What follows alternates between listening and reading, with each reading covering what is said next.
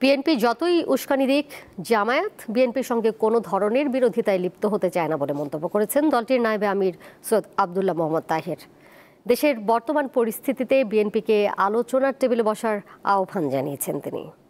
বিভিন্ন জায়গা থেকে কিছুটা বিভ্রান্তিকর বক্তব্য আসছে। দেশের চলমান রাজনৈতিক পরিস্থিতি নিয়ে রবিবার সংবাদ সম্মেলন ডাকে বাংলাদেশ জামায়াতে ইসলামী। সন্ধ্যায় রাজধানীর মগবাজারে কেন্দ্রীয় কার্যালয়ে দলের নায়েবে আমির আব্দুল্লাহ মোহাম্মদ তাহের গণভোট, জাতীয় নির্বাচন ও বিএনপির করা অভিযোগ প্রসঙ্গে কথা বলেন।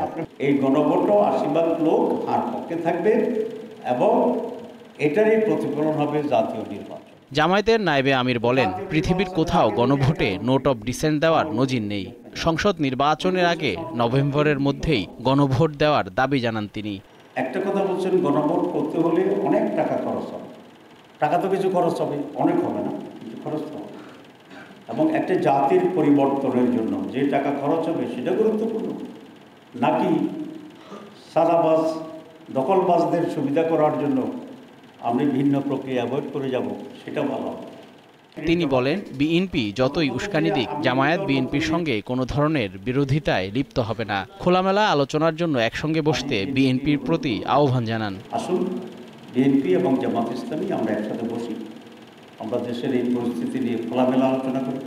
আমাদের যে চার্টার অফ জুলাই যেগুলো আছে দেশের জন্য অত্যন্ত প্রয়োজন, যেগুলো নিয়ে আজকের সমস্যা, আসুন সব ইস্যু নিয়ে আমরা বসি। তিনি অভিযোগ করে বলেন, সরকার সবাইকে সন্তুষ্ট করার চেষ্টা করছে। ফ্যাসিবাদ পতনের পর গুণগত পরিবর্তনের প্রত্যাশা ছিল, কিন্তু রাজনৈতিক দলগুলোর মধ্যে কোনো পরিবর্তন আসেনি। কিছুটা আপনাদেরকে সন্তুষ্ট করব, কিছুটা বিএনপিকে সন্তুষ্ট করব, কিছুটা অন্যদেরকে সন্তুষ্ট করব। কোনো মহলের ফাঁদে পা না দেওয়ার জন্য অন্তর্বর্তী সরকারের প্রতি আহ্বান জানান তিনি। লিখিত ভিত্তি দেওয়ার জন্য গণভোটের প্রয়োজন বলে আমরা সকলে একমত হয়েছি। জহুরুল মোহসান, দীপ্ত সংবাদ, ঢাকা। দলও সেখানে বক্তব্য